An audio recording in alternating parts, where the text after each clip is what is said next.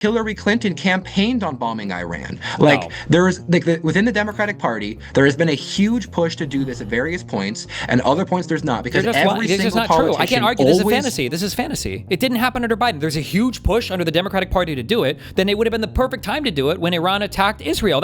I can't think of a better time in all of U.S. history to attack Iran than when Iran starts trying to bomb There's not Israel. a push. So he shot her after he had been hit by her car. That's not necessarily true. Have you ever touched your windshield before? Do you climb on the hood of your car to touch your windshield?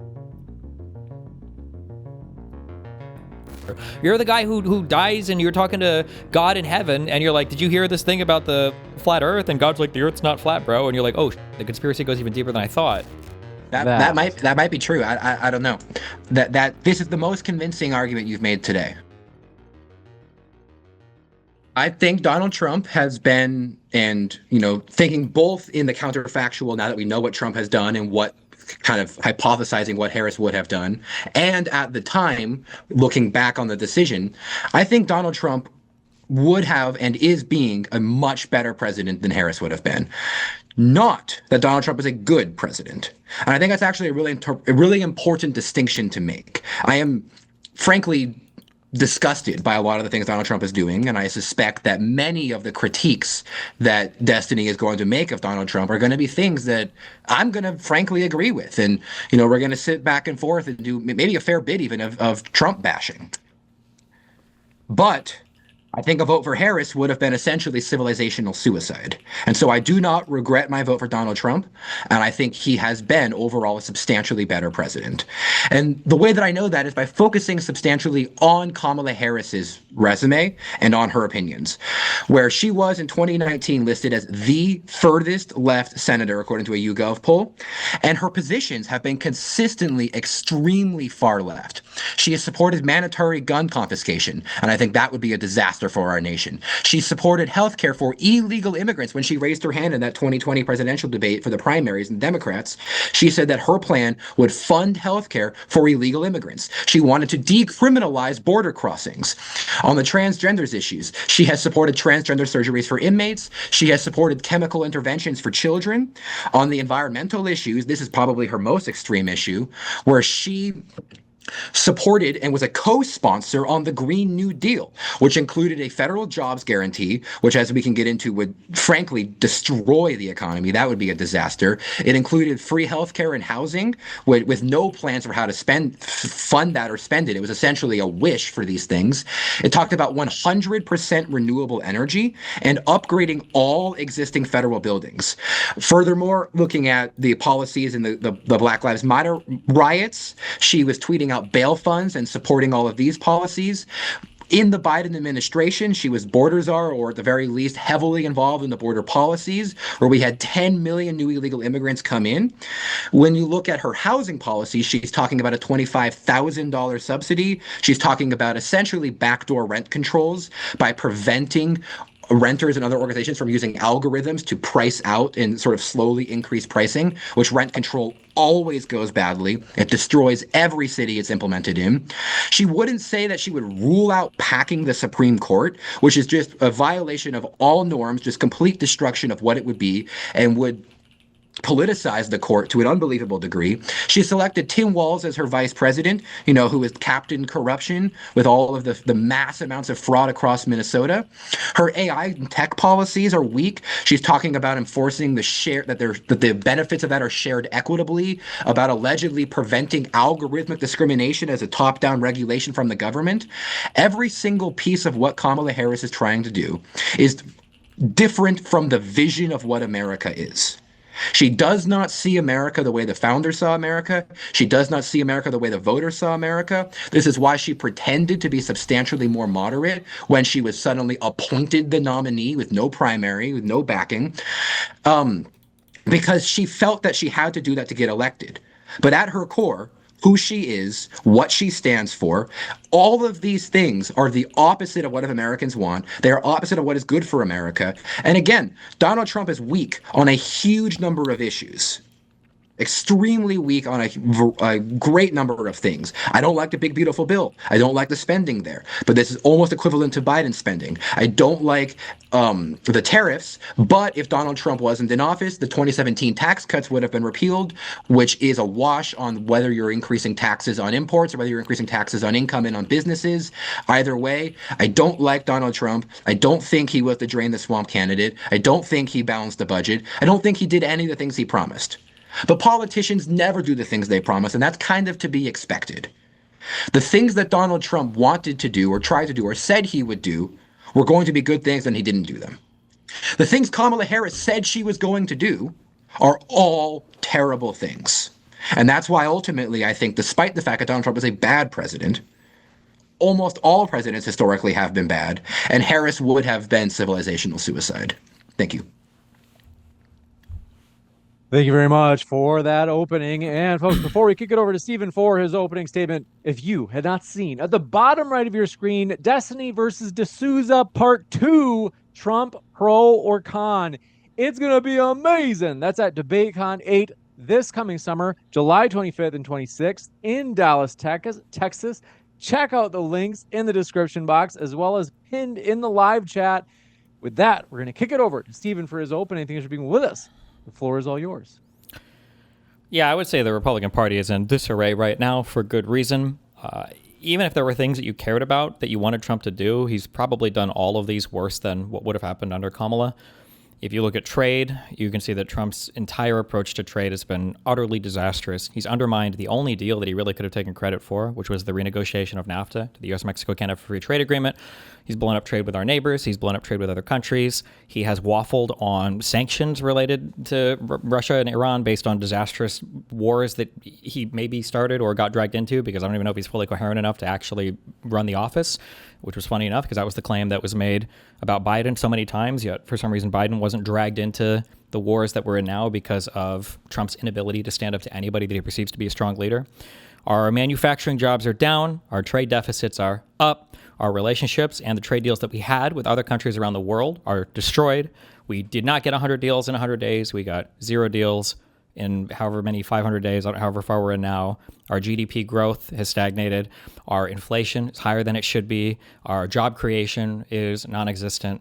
The border policy is non-existent as well. If illegal immigrants were things that you cared about, somehow Trump took one of the most popular issues that Trump was winning on, that the Republicans were ahead on coming into the election, and has turned almost the entire American population against him on it because of how sycophantically obsessed he was with giving an ungodly amount of funding to ICE and then just pumping these literal overgrown man children into different states with the goal of, I don't know, I guess breaking into people's homes to deport people. And now off the backs of some, killings of American citizens, these people have been literally ran out of states and are incapable of now doing their jobs. They're completely ineffective, despite the $90 billion advance that Trump gave them. Debt was an issue that centrists like to talk about, that conservatives like to talk about. Trump on his own is basically responsible for almost a third of the U.S. debt at this point. Who knows what it's going to look like? Now he's asking for, a $1.5 trillion budget for the military, which, funny enough, is about the amount of money that Elon Musk said Doge would find in the U.S. budget. They found none in terms of waste, fraud, or abuse.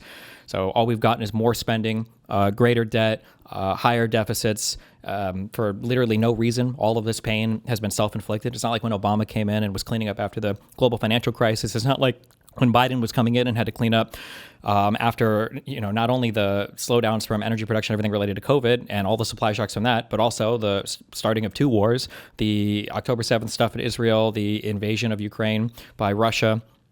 You've got a foreign policy that is a disaster. You've got Donald Trump, who is incapable of standing up to anybody that he perceives to be a large leader, anybody that's a powerful leader. He won't stand up to Netanyahu. He can't stand up to Putin. But if it's a smaller country, he'll bully them around, friend or foe alike. He did it with Maduro in Venezuela, which was a country that was such a huge threat to us that Tulsi Gabbard and nobody else were even, ringing the sirens on how unbelievably destructive these countries supposedly were to the United States. And we didn't find out about this until the day after Trump decided to abduct a foreign leader for God knows what reason. You've got Trump bullying bullying our allies, Greenland among them, but also all of Europe, and then throwing a temper tantrum because NATO won't throw their weight behind us in a war that I'm not even sure why we started. I don't even know if Trump knows why we started it. You've got unprecedented attacks on rule of law. You've got executive orders that have been written to target individual lawyers. It's unprecedented stuff in U.S. history. You've got an attorney general that's supposed to be taking direct orders from the president of the United States for the first time in my lifetime. You've got Trump ordering the Department of Justice to give awards and refunds to people that I would consider enemies of the state, to Ashley Babbitt's family. He's saying that the IRS is going to give him the DOJ is going to settle a $10 billion lawsuit with him. Just unprecedented amounts of fraud, unprecedented amounts of corruption. I mean, you can go down any of these figures, any of these things. None of these things happened under Biden. There's no reason to think that any of these things would have happened under Kamala. The economy would be in a better shape. Our trade would be in a better shape. Our position against China would be in a better shape. Our position with NATO and the rest of Europe would be in better shape. We wouldn't be at war with Iran. Biden had no trouble saying no to Israel. I don't see why Kamala would have had any trouble saying no to Israel. Everything. I'm sure there are some things we can find that might be better under Trump now than they would have been under Kamala, but I think it's going to be really, really, really hard to find those things. Thank you very much for that opening as well, folks. We'll have a Q&A following the open dialogue. If you want to submit a question, you can either at me at Modern Day Debate in the live chat. Otherwise, Super Chat pushes your question to the top of the list. And check out those members' perks. As Modern Day Debate has memberships, click that join button and check out those perks. With that, thank you very much, gentlemen. The floor is all yours. Okay, we agree for the rule of law stuff that Donald Trump has weaponized the Department of Justice in a way that hasn't been since Nixon, right? As to whether it's unprecedentedly done in that way, I'm not certain. I think a lot of the things that were pushed against Donald Trump leading into with the fake Russiagate, with the impeachment over the call to Ukraine with Zelensky, I think there's been the push for his alleged assault of Eugene Carroll. Wait, so real quick, on the Russiagate stuff, though, that was the FBI, right? Under a Republican leader, Comey, right? I don't know if Comey's a Republican, but he's a Republican. If you Comey's want to claim that Republican. Comey is sort of a uniparty centrist figure, like, I'm fine with that. Comey was a Republican. It's a registered party. He was a lifelong Republican. Appointed, I believe, initially by Bush, I think. But Comey was a Republican. It might have been Obama. But Comey was definitely a Republican. But the investigation into Trump and all of that wasn't ordered by Obama. It wasn't ordered by Biden. The explicit ordering around of the head of the FBI to do specific things, or the ordering of Pam Bondi, the Attorney General, to do specific things. This is uniquely Trump. Yeah, I'm not certain that that's true. I mean, Barack Obama's Attorney General referred to himself as Barack Obama's right-hand man. Barack Obama said that he was going to govern with a pen and the phone. Well, think about it. What was the thing that Obama ordered? Was it Holder to do? Yeah, Eric Holder. I'm frankly not certain of things that would be, but the media covering of these issues is not the same. And if I want to, I could concede this issue that Donald Trump is worse on this idea. I'm not certain that he's as worse as you claim he is, but the idea that Donald Trump has done more of this, certainly, that's fine. Well, what part do you think I'm over-exaggerating? Pam Bondi has been an egregious attorney general, and I'm quite happy with the firing of her. Sure, but I mean, only egregious. She was only fired because she couldn't go far enough with the illegal indictments or the fraudulent indictments, with the illegal appointment of Halligan and the attempt to circumvent the Senate confirmation process. I mean, the suing of law firms that he doesn't like, him writing executive orders to target people that he perceived to be political enemies because they were legally affiliated with Hillary. Like, all of these things are unprecedented. None of these things are things Kamala would have done. None of these things are things that Biden did. We can move on from this if you agree that the rule of law under Donald Trump is significantly deteriorated versus what it would be under Kamala. No, not that the rule of law is essentially deteriorated, but that there's an increase of corruption at the highest level of that. I could believe that. But yeah, the rule of law broadly is essentially deteriorated. I don't think that's true. I think the amount of enforcement of just low-level crime on things like drugs, on other issues, on Kash Patel's FBI's enforcement of these kind of things, I think Donald Trump's actually done a lot better on these issues, and I think Republicans broadly have been a lot better on these issues, and I think Kamala Harris would have been uniquely bad in comparison to someone like Biden on these issues, because she was tweeting out things like bail funds, and because she was supportive of the defund the police movements. Well, so one, she wasn't supportive of defund the police, number one, and then number two, she retweeted a single Minnesota bail fund one time. Bail is part of the legal process in the United States. Nothing illegal about bail. Number two, and then number three, Kamala's reputation in California was for being too harsh on crime. For one of the big things was cracking down on truancy. So nothing in her record suggests that she would have been soft on crime. She usually got hit from the left on crime-related things. People used to call her Kamala Harris. So I don't think there's any evidence that Kamala would have been worse on crime as a former prosecutor twice, a district attorney and attorney general, compared to Donald Trump, who seems more interested in using his departments to weed out people he considers to be not allegiant to him politically, like when Kash Patel cleaned out the allegiant FBI. thing is a serious problem. But Kamala Harris's record is inconsistent across every element of her life. Her time as a very tough top Kamala, and then when she switched into being the furthest left senator in the Senate and being that's not the same job. That's not exactly, which is the point. Because when she was a prosecutor, she was tough on that, but then when she was setting the laws, she no longer was. What was an inappropriate law that she was setting that would have been soft on crime? Like, it was Donald Trump that did the First Step Act, right? Which was a way to get, like, repeat offenders, I think, eventually out of prison. It was, I mean, the idea that there was some unprecedented soft on crime law that Kamala would have supported, I don't think it's true. It's in the ethos of what she's doing. It's in the ethos of every single Democratic state, where you see the judges that are appointed by Democrats tend to be more likely to release criminals. It's when you see the prosecutors who are being supported by all of these election funds who want to push for lower sentences. It's when you see that the punishments for a variety of different crimes, ranging from the most brutal things, sexual assault and rape, even smaller things, places like in Seattle where they're trying to not regulate policing of small level crimes, so thefts and other things. I wouldn't be able to speak to the local level. I don't know if Kamala will be able to influence all that. I do know that where the president can have an effect. I know that we have had 2 federal killings of U.S. citizens that apparently have no investigations whatsoever. That was what Trump had direct oversight over, right? Those 2 so people. You want to talk about the killing of Renee Good, where she hit a cop with her car and then was shot through the front windshield? I'm saying the thing where there was a federal agent that killed a U.S. citizen, and then the federal government protected that agent by shipping them out of the city, not cooperating with local law enforcement, and denied doing any investigation into the shooting. We saw the video. We know what happened. Is that adequate? Is that the totality of what happened? Are the 4 YouTube videos we saw? You don't think there's any more information that might be available to investigators there, or is that really the extent of what we can investigate? You might be more to investigate. I'm not sure what the forensic evidence would be, but you can see that we know where the bullet went through the front windshield. We know from the video that he was hit by the car. I think it was 1 went through the front and 2 went through the side, right? Yeah, the first one, though, went through the front windshield. Yeah, So he shot her after he had been hit by her car. That's not necessarily true. Have you ever touched your windshield before? Do you climb on the hood of your car to touch your windshield? We saw the video. We did. I don't think there was any. I don't think there was strong. Wait. Are you trying to argue that he wasn't hit by her car, or what's the idea here? I'm 30-70 on he was hit. I don't think he was hit. It's possible that he could have been, but I don't think he was. No. You don't think he was hit by the? No. I mean, at this point, we're at an impasse then, because you and I watched the same video. That's fine. We can be in an impasse here. It doesn't matter. There should have been an investigation, though, regardless, no matter what. And there wasn't. There was explicitly no cooperation with local law enforcement, and the guy was whisked away from the state, and that was it. Regardless if you think they were hit or not. She hit him with a car. We didn't. That's not clear on video. I mean, I encourage even if she did, it doesn't matter. Yeah, people can go watch it. You can watch. There's tons of compilations of it. But even if he was hit by the car, there still should have been an investigation. This is what an investigation would be for, by the way. And then we could talk about the findings of the actual investigators rather than just what we saw in YouTube videos. Yeah, I could concede that it would be better to have investigated. Well, not better. It would be. It's like their job, right? Like that's their job is to do that. Is what we should want, right? Well, their job of the ICE agents is to remove illegal immigrants. Yeah, but the job of the federal government would be to investigate if a federal officer has done a wrong thing here, or at least cooperate with the state government, not hide all the evidence themselves and then refuse cooperation and then whisk the agent away to another state and then not comment on it. But there's no evidence that he did anything wrong. She hit him with a car. We can't have any evidence. There was no investigation. How do we know there's evidence? That's not sufficient. You acknowledge that watching a video is not sufficient to investigate a crime, right? Not sufficient for all things, no.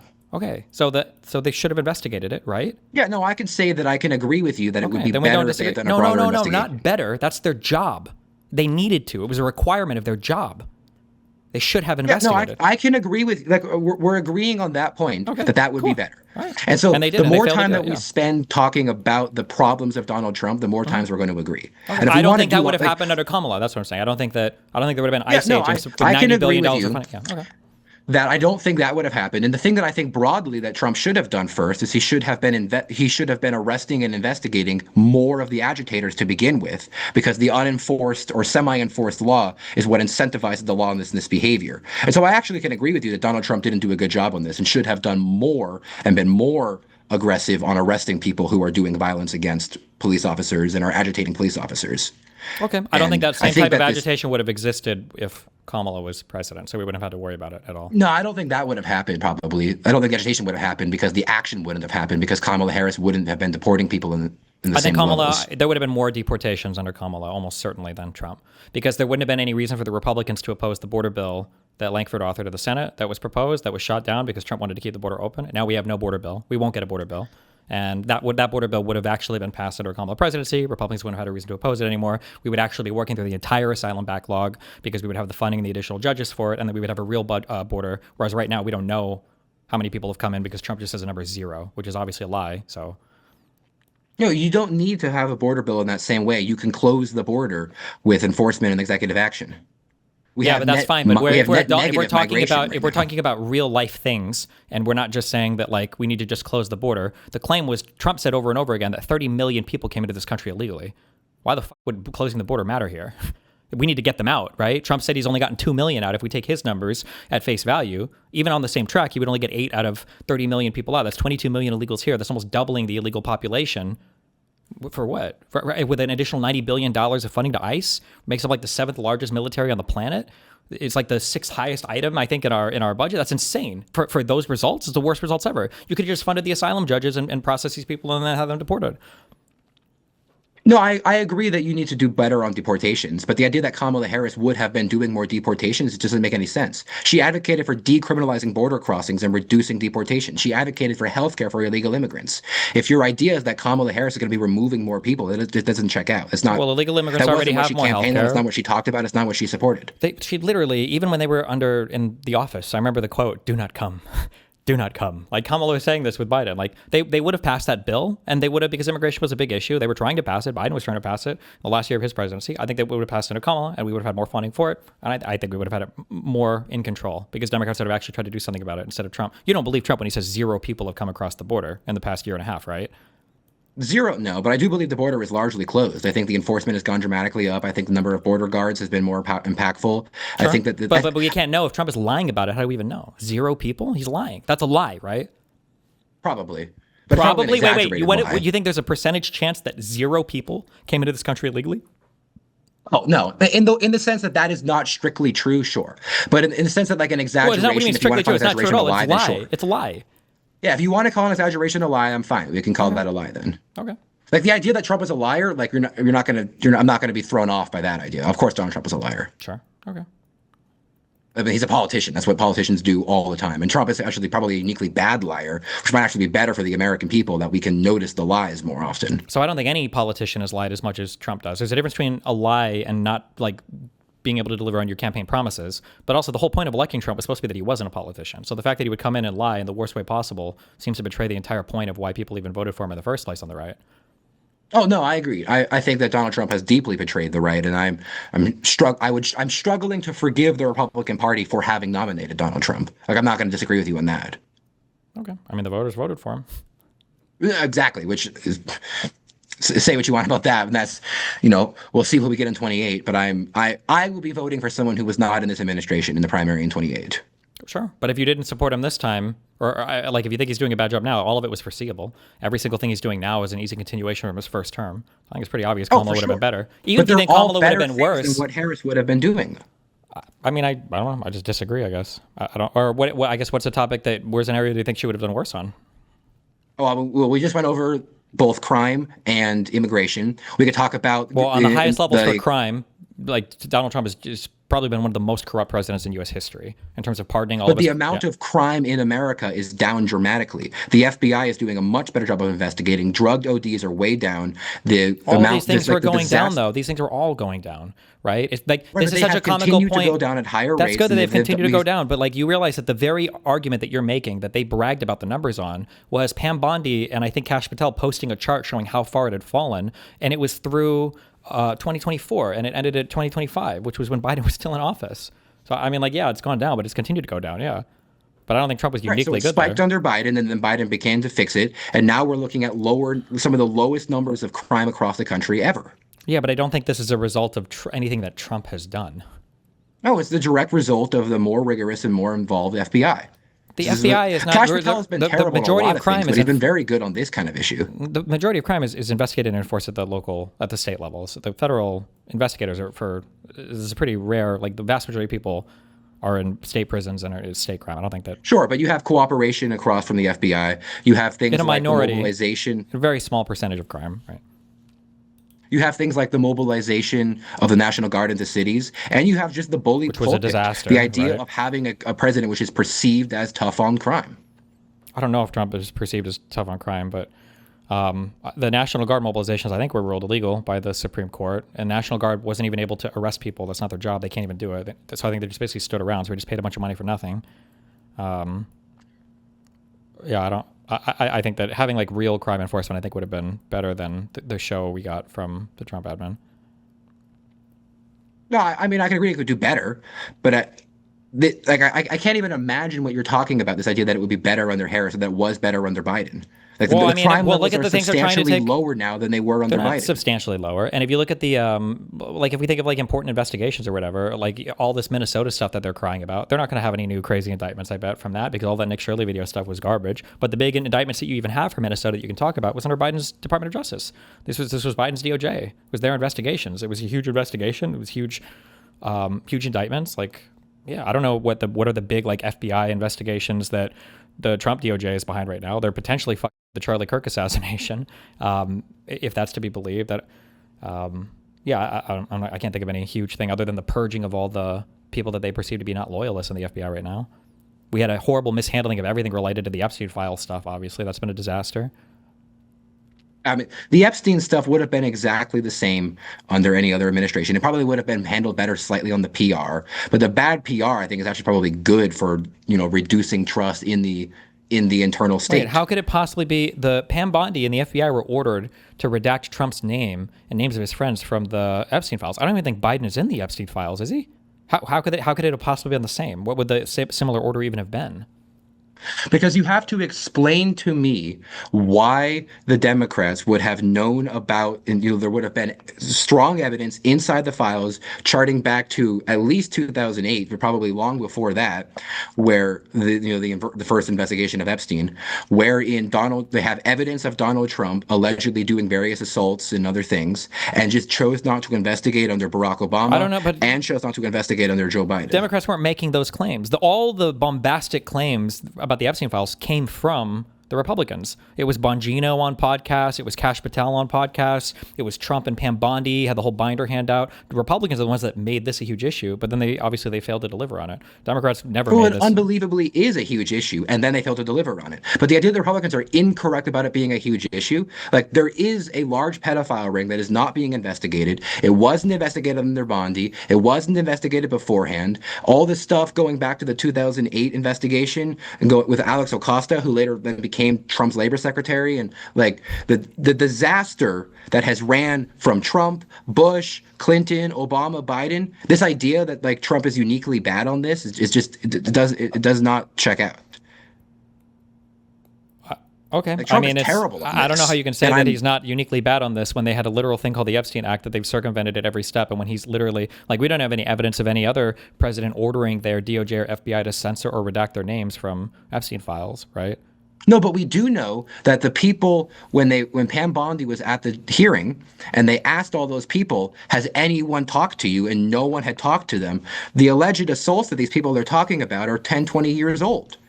And so it's not just Pam Bondi who didn't investigate. You have to now explain why Joe Biden didn't, or why Joe Biden's attorney generals didn't investigate. You have to explain why Eric Holder didn't investigate. You have to explain why, when they are disliking Donald Trump this much, and they have credible, or at least semi-credible allegations of Donald Trump doing pedophile and other attacking behaviors. Biden couldn't investigate because Epstein was dead. It was all finished by that point. He was already convicted. It would have been on Trump to release it after Epstein died. He was in jail. He killed himself, or whatever you believe on that. But it was at that point, it was up to Trump to release it. Why would Biden go back and dig through like everything? Like, how can you say it wasn't investigated when Epstein was literally convicted and sent to prison? because that's what they said. All of those people said that no one had interviewed them. Well, that wasn't part of their investigation, I guess. Then maybe they didn't feel like they had the evidence to question them, or they didn't have the evidence to go after anything criminally related to any of those people. But the Democrats never made those claims. It was the Republicans that did, and then failed to deliver on it. Right, but those claims are obviously the case that there is something going on with the Epstein files. How is that? Why? Why do you think that? How do you know they didn't just lie? How do I know that all these accusers didn't just lie? No. How do you know that Bongino and Kash Patel and Pam Bondi and Trump didn't lie when they said that there was all this stuff in the Epstein files? Maybe that evidence just wasn't there. It could be that the people were assaulted or whatever, but it just wasn't in the Epstein files or whatever came up of that. Because the evidence of things that we've already seen, things that are public, are disgusting and unacceptable. I don't think there's been any strong evidence that anybody that there was like more than what was ever prosecuted for. I mean, there've been like some sketchy emails and some stuff that's kind of gross in reference to like 19-year-olds and stuff. But in terms of like trafficking of minors or whatever, I don't think there were any smoking gun emails that got released. It's just a bunch of stuff that makes Trump and everybody around him look really bad. There is a huge amount of I'm almost struggling to understand what you're talking about right now. Well, what's a smoking gun email? What's like a thing? Les Wexner, connections? It's not illegal. It's not illegal to have connections. What's an illegal thing that happened? That was we found out in an email that nobody prosecuted anybody for. No, it's not that we know that there's anything there yet. It's that they haven't explained all the things that need to be explained. You don't have to explain anything. It's an investigation. If there's nothing that you can find that's indictable, then that's it. You don't have to. You're not preparing to make an explanation to the public about an investigation. Criminal investigations aren't usually made public. It was the Trump admin that promised to do that. It's the admins across the entire span who gave Jeffrey Epstein the sweetheart deal back in 08. It's administrations all across the space who decided not to investigate Les Wexner, who have decided not to prosecute not to investigate any of the strange ties to the FBI, to the Mossad, to the CIA, to all these organizations across it.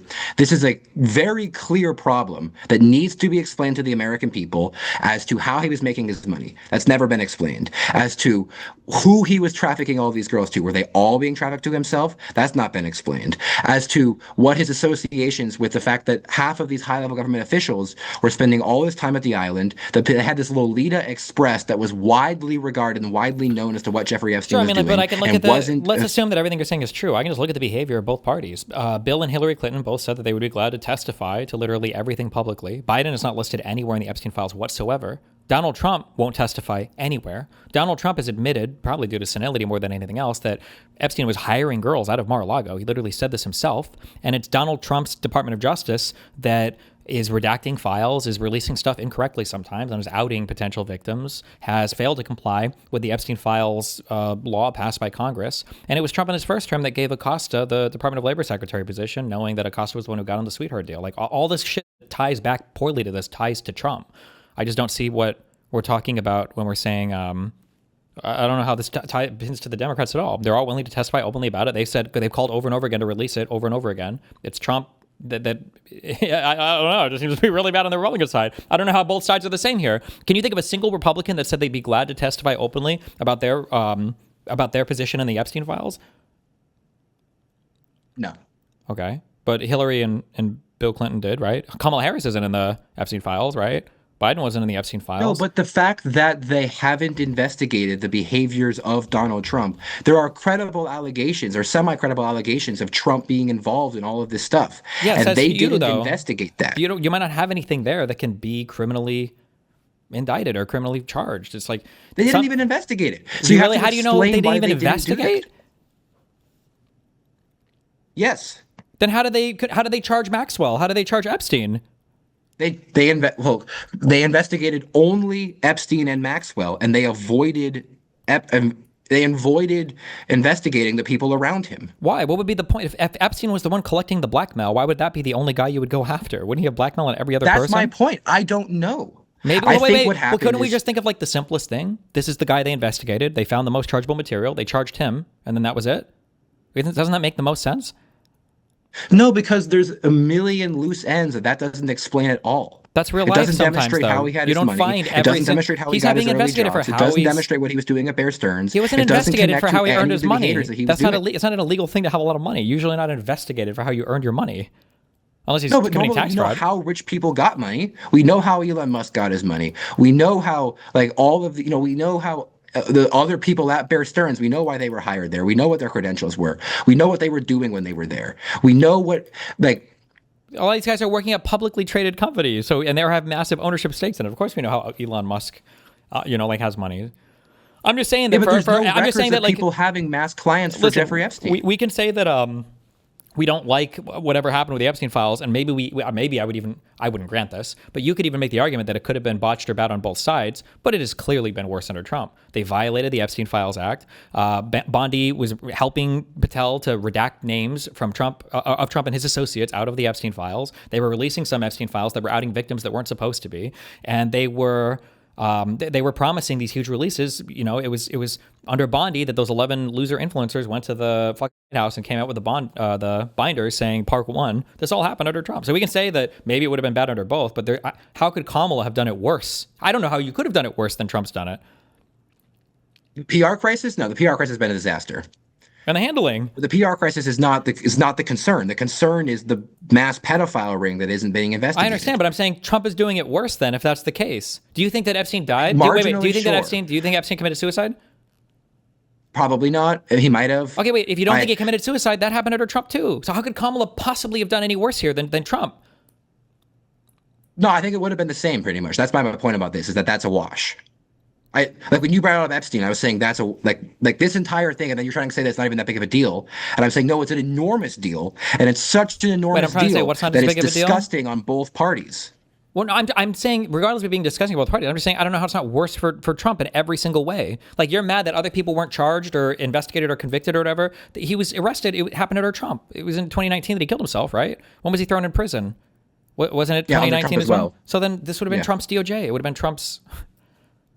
Right. Well, it's good that Trump's DOJ finally got him in. That's actually a good thing for Trump. Trump's also the guy who called the cops on him in 2006. Jeffrey Epstein was cooperating with certain Democrats to try to get done. First of all, Trump didn't call the cops. That's a total lie. Number one. But number two, if you're saying it's a good thing under Trump, but you're saying it was bad that they didn't investigate anything else around it. If you really think the investigation was so fucking botched, that would have been Trump's DOJ. It would have been Trump's investigation.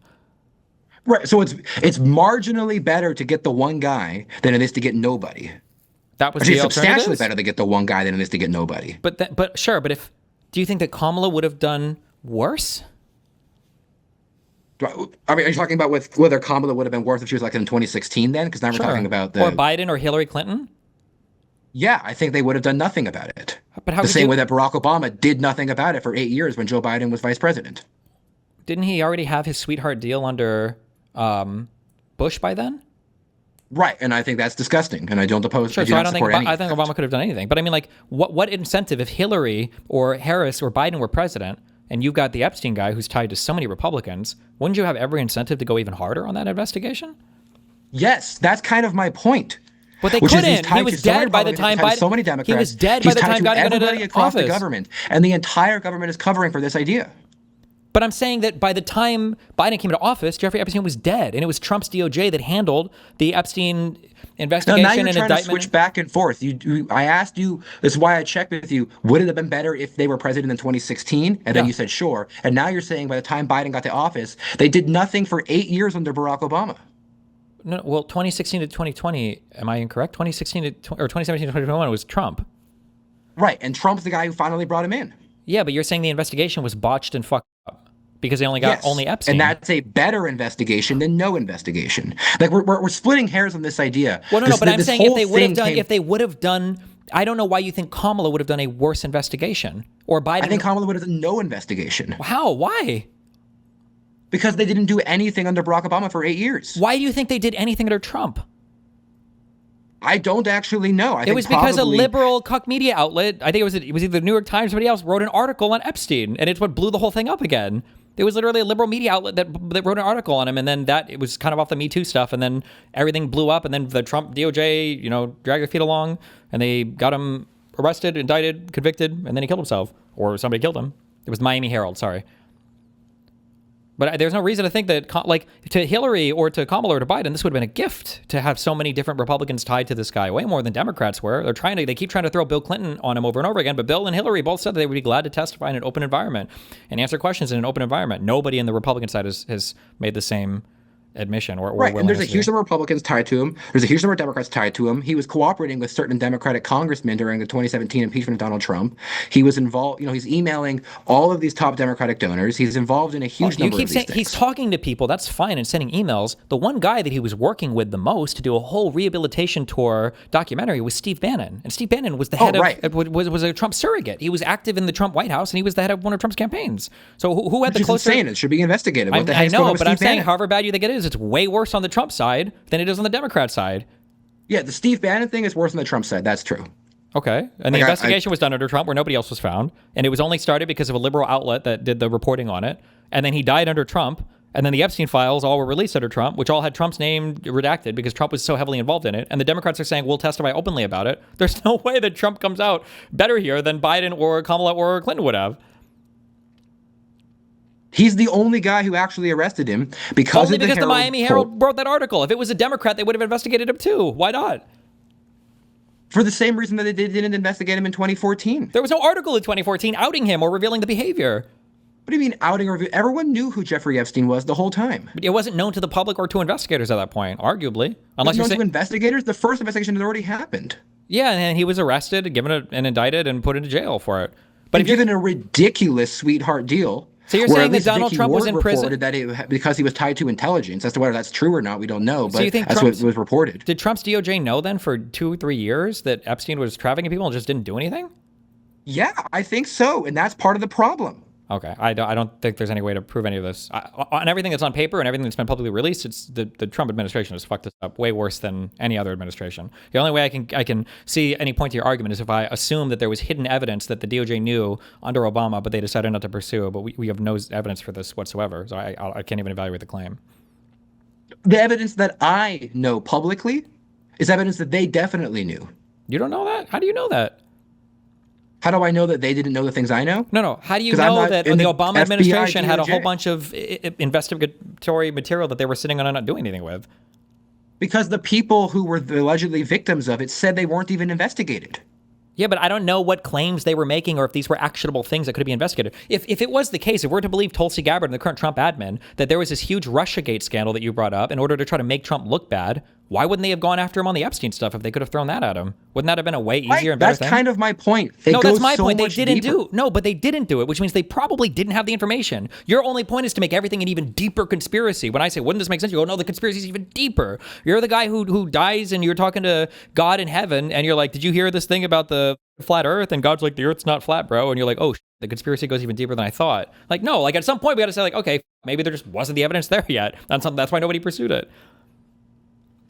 Yeah, I mean, we're at an impasse on this. I agree we're at an you and I impasse, but you have no fundamentally different evidence. views on Jeffrey Epstein. That's fine, but we have no evidence for your claims, and I have all the evidence for every single thing that I've said. So I don't know how. I mean, We get have an impasse. tremendous evidence about everything involved with Jeffrey Epstein not making sense. If You're we have trying to tremendous Occam's evidence, razor. no, if we have tremendous evidence, name one piece of actionable evidence that the FBI had in its possession before Obama left office in 2017 that they didn't act on. They didn't even investigate for these things. I Investigate have what? all What these thing? questions. Questions They aren't didn't enough for a investigate how he criminal got his money. investigation. They That's didn't not a investigate crime. what It's not a his crime to have connections were. money. If you are tied to child trafficking and you have an enormous amount of money that we don't know how you got it, that's a really important question. If it looks like it might be the case that you were linked to child sex trafficking, He wasn't and you're tied investigated to for all- sex trafficking under Obama's term. What do you mean? You think that once he was investigated for trafficking under Bush and put in jail that they were going to keep track of his money for the rest of his life? that they would look into his money then? For the rest of his life? Absolutely, they should have done No, that. that's not how that works. If you get arrested for a crime and you're in jail and you serve your time, they're not going to investigate you forever after that. You need probable cause to get subpoenas from judges. You can't just infinitely investigate a person for just in case. Not infinitely investigate, but you should have looked into it then, and they didn't look into it then, and then they should have flagged that there was a disaster that wasn't looked into. I mean, he's connected to an enormous number of cabinet officials across the administrations. Okay. I mean, like you can say this, but there's no evidence for any of this. So I don't know I can't There's possibly. no explanation for all of these problems. There's Like you're plenty- trying no, to there's a Occam's super razor and legitimate- say I don't have evidence yet, and the fact that it's not investigated is the evidence. The evidence is that they didn't do it. So if they didn't do it, the first assumption is going to be because they didn't have probable cause to get a warrant to search for any of it. Now, if you want to say they did have the information, but they didn't for some reason pursue subpoenas or anything, well, then you have to explain to me, first of all, how you even knew they had the information, which you can't, and then why they wouldn't pursue it, which you also can't. Yeah, because he's tied to intelligence, because he's linked into these government official organizations. Well, then why did Trump investigate him? I don't actually know. Probably because the No, it Miami doesn't make any Herald. sense. No, you're Probably sorry, because it the doesn't make Miami sense. Herald No, it doesn't make finally sense. made it so No. bad that it had to be No, investigated. it doesn't make sense. You can't have it all ways and all points in time. That doesn't make sense. It just can't be that way. Obama No, wasn't in the my Epstein files, was objection he? is to Donald Trump on this as well. If your objection is to Donald Trump, then Kamala would have been better. No, because it's okay. We have to change the topic on this because we're going in circles at this point, and people will decide how this went. I guess. Okay. What are your thoughts on the Green New Deal? I'm not a big fan of it, but it never got passed, so I don't. Right. Well, Kamala Harris tried to pass it though. That was her. She co-sponsored the bill. Yeah, but I don't think this ever had any meaningful support in the Senate or in the House. So. No, but that is the views that she had. You're talking about the problems in the economy. She has these views of trying to control the entire economy to reshape it in the green direction. Yeah, I think that would be bad. But I mean, I don't think that a Democrat would have ever gone through with this. Biden didn't do anything remotely similar to this, and Trump has shown himself to be more of an authoritarian when it comes to command economy style control than anything a Democrat has done. I think that even if Kamala would have wanted to do this, I think an advisor or somebody would have told her, "Hey, this is really stupid. Don't do this," and she wouldn't have. So I wouldn't even be worried about it. The entire Green New Deal, no, but the implications of what she wants to do is in this direct. So I guess we agree on this point that Kamala Harris is worse on green environmental energy. No, Trump is absolutely worse. I think that polling all support for green energy because of some weird obsession with things that you can set on fire is insane to me. I think that we would have a better energy policy under Kamala. We should be dramatically exploring alternative sources of energy, especially we can see today with how reliant we are on fossil fuels and everything else. I don't know why. I'm not saying we have to stop burning fossil fuels. There's a reason why we became a net exporter of energy under Biden. But the idea of just dropping all green energy, that's like really stupid, right? No, spending federal energy. I mean, it's not that we should ban green energy or something like that. Okay, but the Trump I don't admin think we has should had have a any federal hostile. subsidies or spending on green energy. Why? Don't we want to get those industries started? Isn't that really important? It would be important that they get developed for sure, but it is not sufficiently important that you need to subsidize that because subsidies not almost always, with near zero objection, make the markets worse. They warp the market, they make it less efficient, and they end up dismantling what is supposed to be developed in the most efficient way possible. You end up with like the Solyndra disaster and all kinds of things like this. You can't subsidize, and because you remove the profit incentive or you change the profit incentive to now be shielded from market forces, and you don't get the same kind of development or same kind of improvements. So do you think it was a huge mistake that we basically jump-started Tesla with subsidies? Yes, 100%. Okay, so subsidies can be valuable sometimes because there might be new industries that have massive investment costs or that have time to spin up that if you wait for the market to organically arrive at that solution, you might be so late to the market that you're no longer competitive in that aspect. It might be worth it to subsidize to jumpstart it, or there might be national security implications for why you want to jumpstart a particular industry. So I think it's okay to subsidize green energy. China has built more than the rest of the world combined at this point. I think there's probably a good reason to do it. I don't know why you would abandon that field completely. You abandon that field completely because you don't actually need to have the subsidy to incentivize the creation if you allow for the profit incentive to work. If you cut the taxes, if you don't have things like Sherman Antitrust Act that are ultimately going to strip away the efficiency that gets developed by creating something. Like when you have a field that has an intensely high cost of entry, once you get there, you get an intense amount of money. But that's because you often can have an oligopolist or a near monopolist control over that field. And when you try to, at least at the beginning, until it becomes more and more ubiquitous, when you have all these government regulations insisting that we can't allow that, now you have to, because you have one government policy which dismantles the society, dismantles the economy, changes the market, you then have to fix that problem by inserting a new kind of subsidy, which is then going to warp it further. It's a government cycle of causing more disaster. Yeah, it is warping, but the warping here we're trying to get is an investment in green energy with the idea that in the future, hopefully the costs of manufacturing it will go down, which they have. But you want to be on the forefront of developing that rather than waiting for the rest of the world to develop it and then just having to import from other people because now they all subsidized it early on to make early investments in it. And now they're reaping the rewards of having the manufacturing, the production, and the know-how for how to deploy it. Why would we wait to be late to the game on that because we are against subsidies or something? Because your subsidy is always going to redistribute wealth from something that you think it's going to take a small amount of wealth from a huge number of spaces and insert it into a space that you like as a high level, almost godly like figure think it works. Yep. But the central planning never ever ends up in better outcomes. And the reason that people think it comes up in better outcomes is because you have the entire field gets a very small reduction in their ability to have a very visible benefit in one field, and that net impact comes out worse. You end up developing an economic wedge in your market and creating an inefficiency. Do you think that the atomic bomb subsidies and all the research and the subsidies for splitting the atom were a mistake in the United States? Should we have waited for the free market to solve that? I think when you're in a war-like situation is a potential exception for the idea that we need to have this for war. You don't think that having your Although own I'm independent not energy entirely grids? convinced that's true, and I'm frankly undecided back and forth on whether things like subsidize for the atomic bomb would have been necessary. You don't think you can ever subsidize your way ahead of an opponent? I think the only time that would be worthwhile to do that would be when you're in an active war situation where lives are actively at stake if you don't get there. Couldn't there be perverse incentives to where you're constantly incentivized to make these short-term investments because you're just always going to be getting paid more, but there might be like a long-term investment that if you could endure the long-term investment, eventually you're going to surpass whatever revenues or profits you would have made by doing the long-term investment? No, these incentives do not exist because the long-term, the players who take the long-term strategy win in the long term.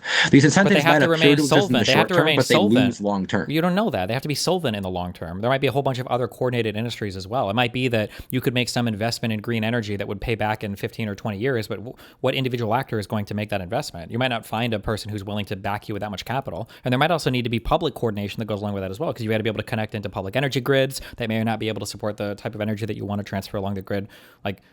Do you think China's making a mistake right now with their massive investments in green energy? Has that been a misstep and a misplay by China? I think that the fascist redistribution of wealth that happens in China for these purposes. I'm an Austrian economics person. I believe strongly in allowing for the market to find the most efficient usage of wealth, and I think that China is reducing their ability to develop in other places, and they're becoming extremely developed in the thing that they are focusing extremely hard on, and their people are getting more wealthy as they get more capitalist. But overall, the people of China are still very poor, especially in West China. And a lot of the abilities to create some of these developments are the product of using extraction of this wealth out of West China. Like, this is the problem. I understand what you're saying, but what you're saying, you have to take it from others. I understand that, but we just have this would be an impasse. But like the entire field, I'm pretty sure even if we found some Austrian economists, they would disagree with you. There are things that you can make investments into that for a variety of reasons, the free market might not be capable of making investments into, especially when we're talking about energy markets, which are largely government kind of approved anyway, right? Like the infrastructure publicly is usually ran by or owned by a single entity because it wouldn't make sense to duplicate the infrastructure. The cost of entry is incredibly high, and the greater the barriers there are to entry into a market, the less likely there is to be good competition or innovation in that market. Energy sources themselves are usually owned by governments. I don't know if like a private owner, it's not like the gold rush or the oil rush of the 1800s. I don't know when the fuck we're going to California looking for gold or oil. Like, it's not like we can just do that. So all of these things are licensed by the government anyway. Like, I just don't think this is a great area where the free market can just come in and magically solve for things. I think we probably have to be a little bit more forward thinking, especially when you're thinking all of our energy markets are already heavily subsidized anyway. So I don't even know where green energy. And that shouldn't happen. That's what we're talking about, is not subsidizing those energy markets anymore. Don't you think it might be important to ensure some level of stability in those energy markets for national security purposes?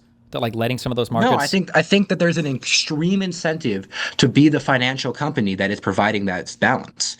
And I think the fact that there is a difficult barrier to entry allows for the company that does ultimately end up entering it to have a monopolistic or near monopolistic ability to then generate not just to generate actual economic profit. And so the incentive for the 10, 20 long year investment term, I mean, people buy, 20-year bonds and stuff. Like the idea that like people aren't going to make an investment because it's really far away is just not the truth. And in fact, the people who are extremely wealthy why are you looking saying for these 20-year bonds are literally guaranteed? This is almost like a cash equivalent investment.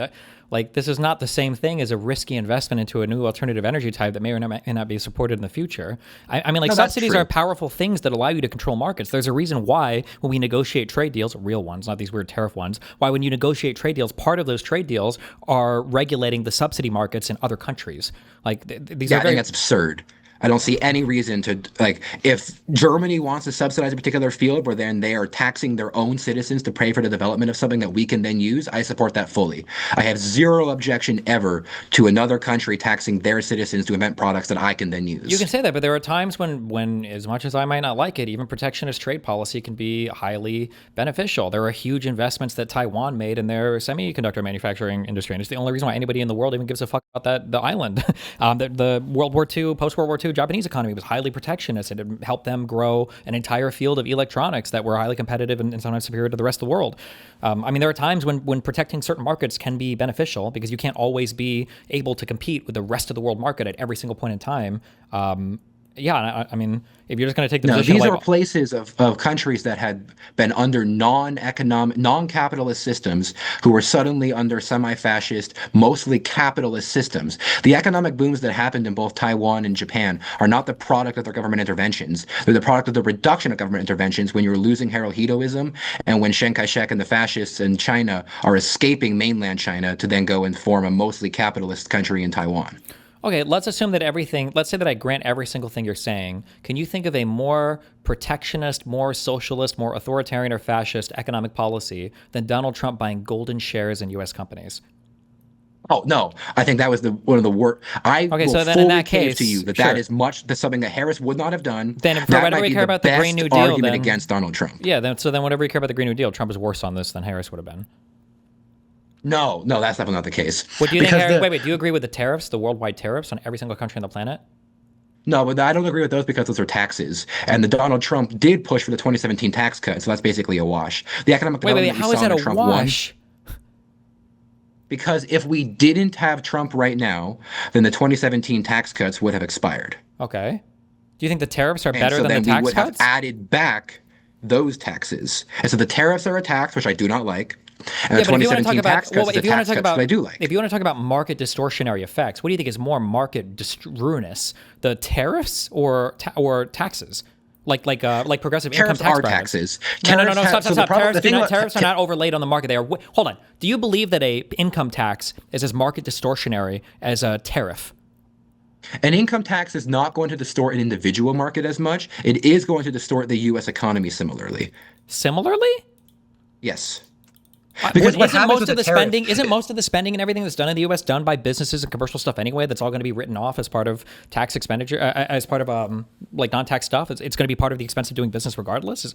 Are the income taxes here really heavily distorting the market in the same way that tariffs are? That's causing a shift of who knows what all across the entire world, where it's just a raw tax that all these So when you talk about distorting of the market, it's not that tariffs shift wealth from one industry to another industry by taxing a particular industry higher or less. And so they do have a different distribution of it, and that is a problem. But the income taxes end up just taxing benefits. They end up taxing income. They end up taxing the idea of productivity altogether, and they end up increasing the amount of leisure rather than the amount of consumption hours that any person is selecting towards. I mean, this is your basic Laffer curve idea of reducing your productivity by increasing the taxes. And so the tariffs are going to distort the market by shifting power from one place to another place, shifting money from one place to another place in ways that they shouldn't do, in ways that are bad, in ways that I oppose. An income tax is going to shift the amount of labor and effort and all kinds of things that people put in favor of not paying that tax. So one, I'm not fully convinced. Two, Laffer curve has to do with what's your optimal rate of taxation to balance the percentage taxation you have with the amount of income that you collect. So can you raise it lower? But the reason that works is because when you increase the taxes, you decrease the productivity. Sure. We can make that argument. But what is our evidence that when we look at like the tariffs versus the income taxes, why are we assuming that like boil this down into a real world example of like when is an American trying to earn less money because of like an income tax? Yeah, so this is not about a direct incentive in the way that you're consciously thinking about it, but it is in your productivity and it is in your unconscious How are you defining productivity? What do you mean by that? Productivity is just the amount of like goods or services produced by a unit of hour or whatever from a laborer. How is it? Where is boil this down to me? Not your productivity per hour, your productivity per day.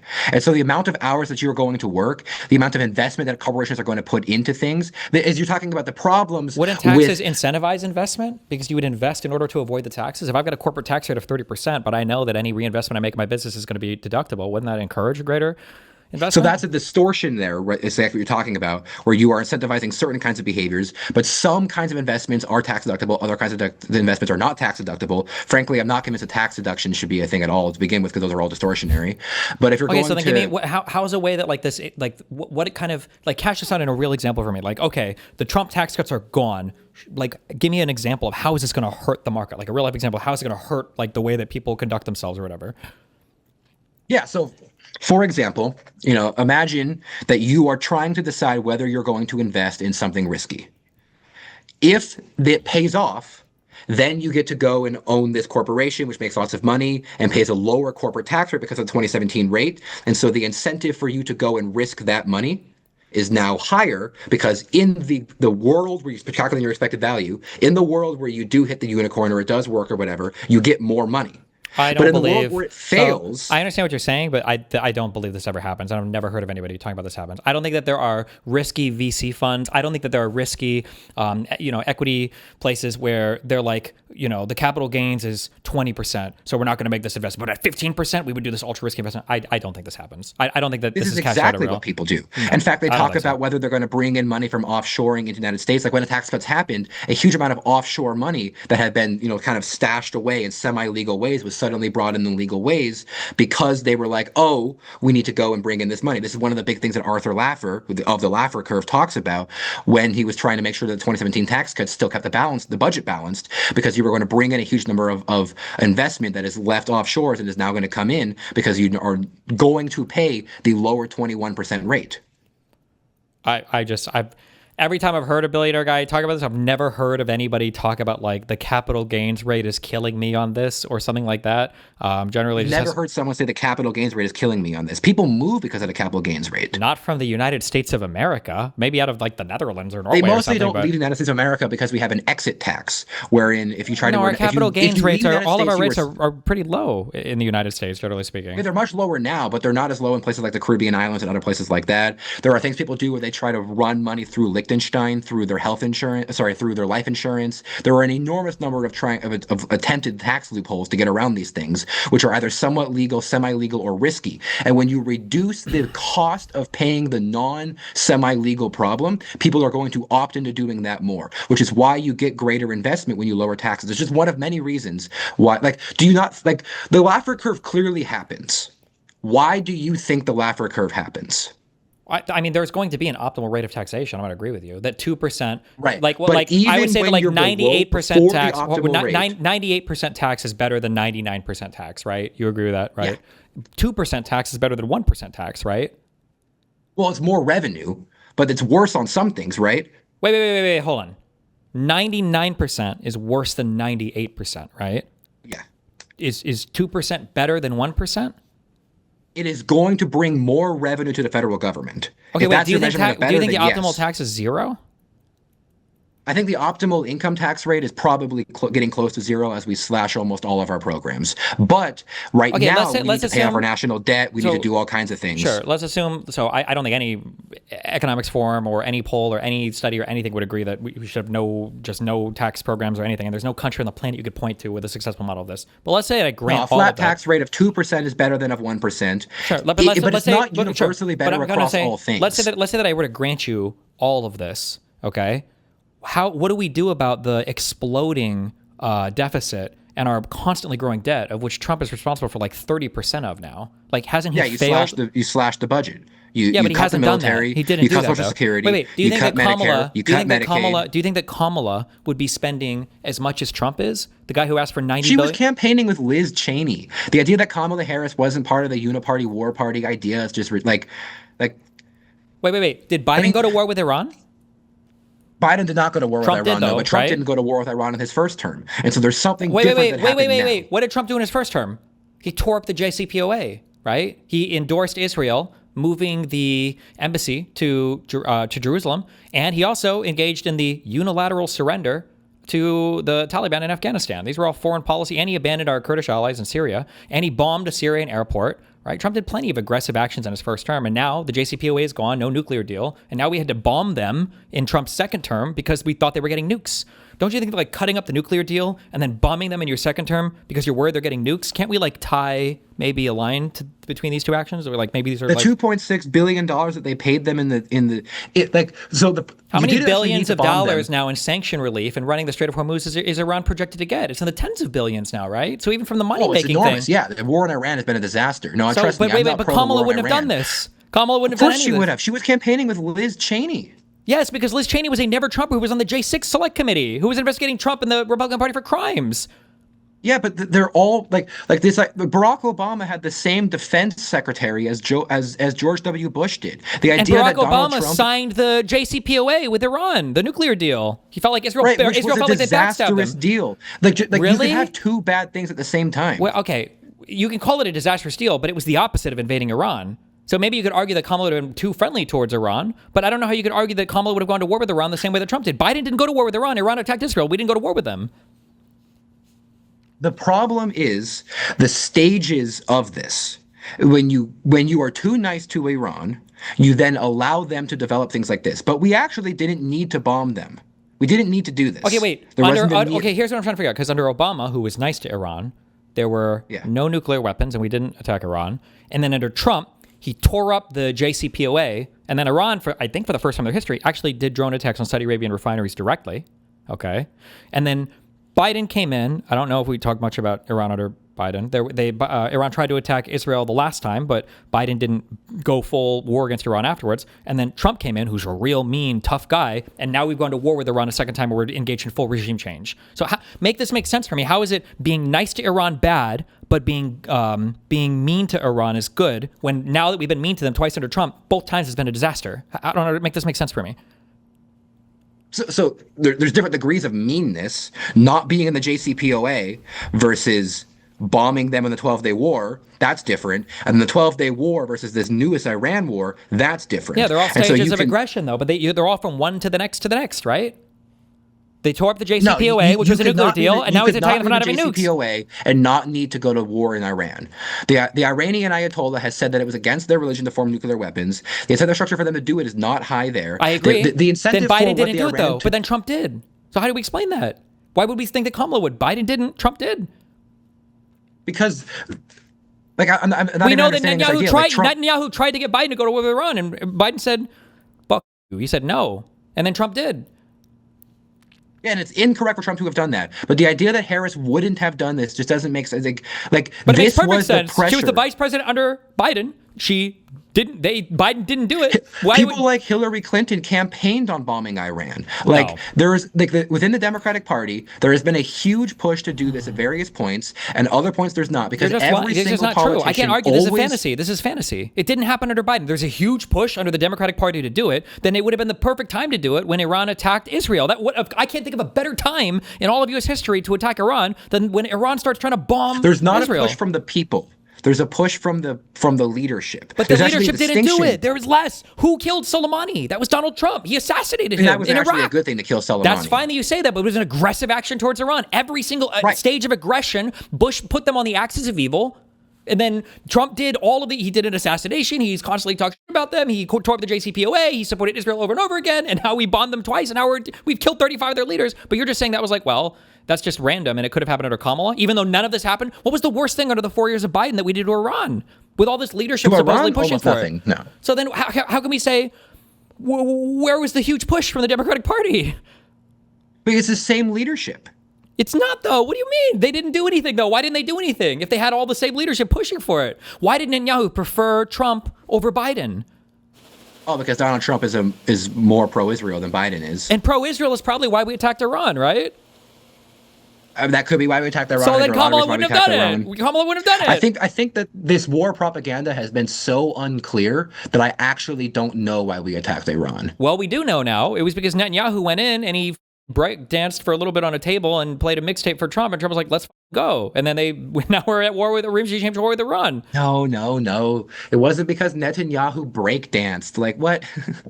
What do we think it is? It seems like Netanyahu went in, showed him some sick videos on Twitter, and Trump was like, "Let's go." Tulsi Gabbard was excluded from the conversation, according to the New York Times article. And Tulsi Gabbard, when she testified in front of Congress, said that the intelligence community was not involved in making the direct assessment that Iran was a current threat to the United States of America. She's testified to that in front of Congress under oath. And the reporting for the New York Times wasn't a direct threat to the United States of America. America. So then who told him it was? Seems like Netanyahu came in, if we're to believe the New York Times story, said that they were, and now here we are. And nobody around Trump nobody can tell him no on anything because Trump is a sycophant. So I don't know why we think this would have happened under Harris when it didn't happen under Biden, and there's no indication that it would have. Like, it would, if it was going to happen under Harris, I think it would have happened under Biden. I don't even think the U.S. would have necessarily been mad if it happened under Biden, because Iran started launching drones and missiles all across the Middle East. We had drone interceptions with Saudi Arabia, with Jordan, with I think destroyers that we had in the Mediterranean. We had Israel intercepting. We watched a Palestinian die, I think, as a missile fell on him in the West Bank. Like, that would have been the perfect time to go to war with Iran, and it didn't happen. The amount of charity here you got to give to the Trump side is insane. We went to this war because Trump was in office, and he's a weak man who gives in to strong leaders, and he gave in to Netanyahu. Biden didn't. Harris wouldn't have.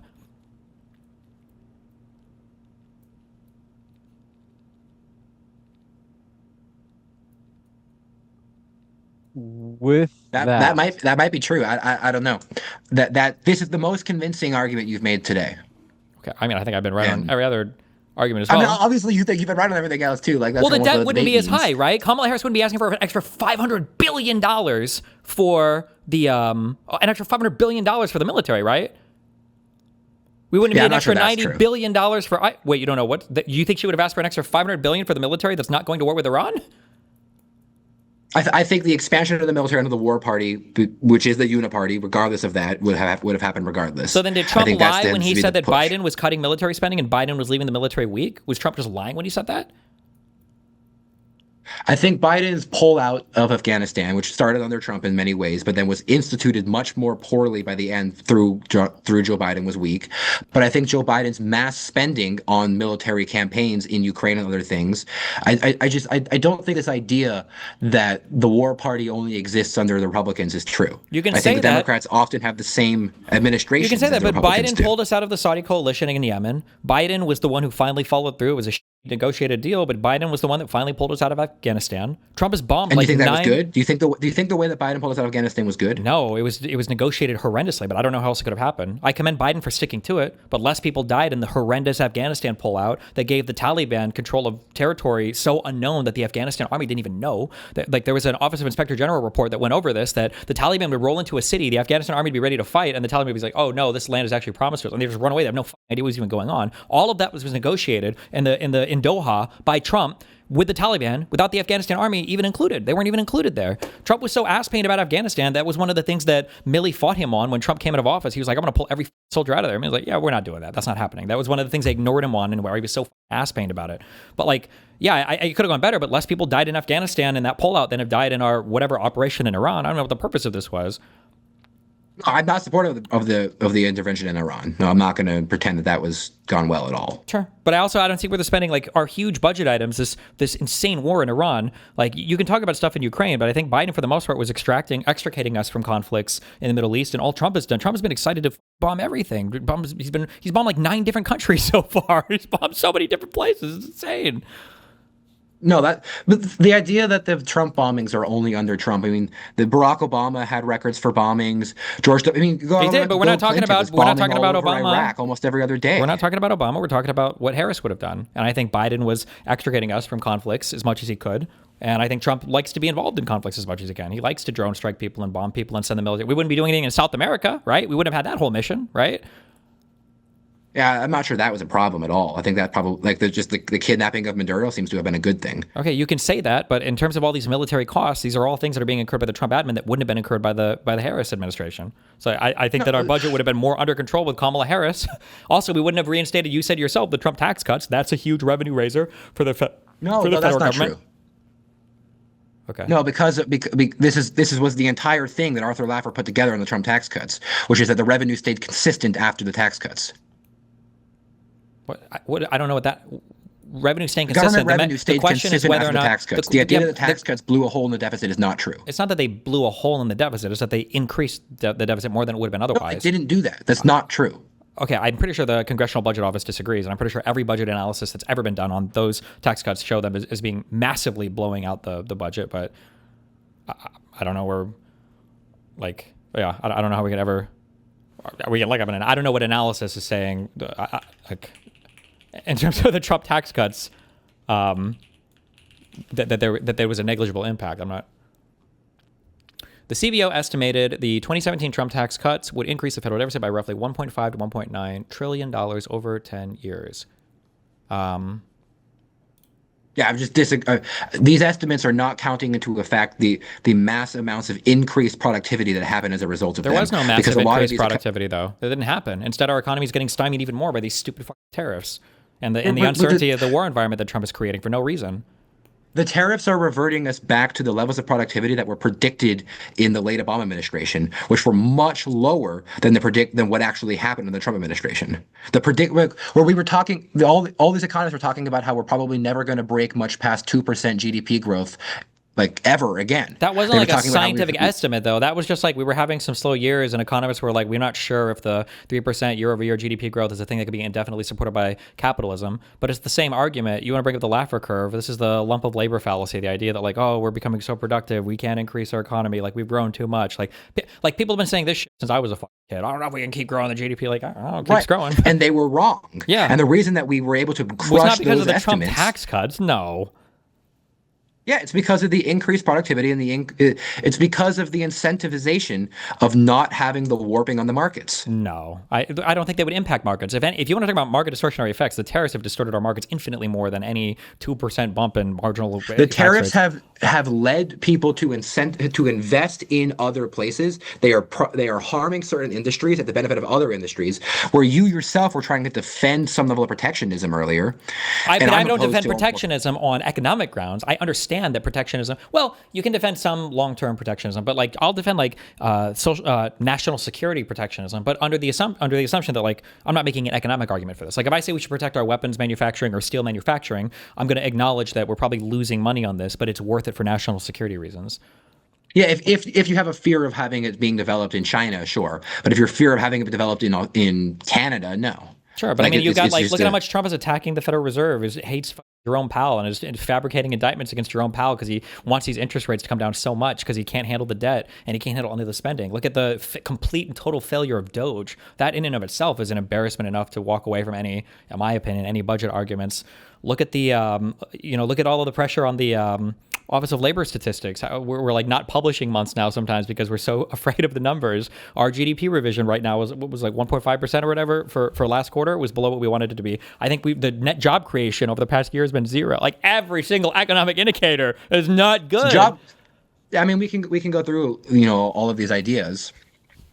But if you take the last one, for example, job creation. Jobs are actually a really terrible measurement for the health of an economy in that because whenever you try to use a measure as a goal, it stops being a good measure. If we were to pay people to dig and fill holes, as the Kamala Harris Green New Deal wanted to have guaranteed federal jobs for everybody, that would be an absolute disaster and not good for an economy. Yeah, but when we you have no increase evidence. in federal jobs, the job growth that happened under Joe Biden was largely federal jobs and other state jobs, which are not actually productive for the economy. So number one, that's absolutely not true. And you don't even have to give Biden credit. You could just say because everybody was coming back from COVID. There's no, like that was a massive rehiring for the entirety of the economy. Non-COVID jobs. Obviously, Sure. The COVID job, the number of federal governments or the number of jobs in the federal government, I think has been remarkably consistent over the past, like 50 or 60 years. I want to say it's like around like 5 million jobs or something. It's like, it's you can look at the number. It's basically just the same. I don't think it ever changes much, including under Biden.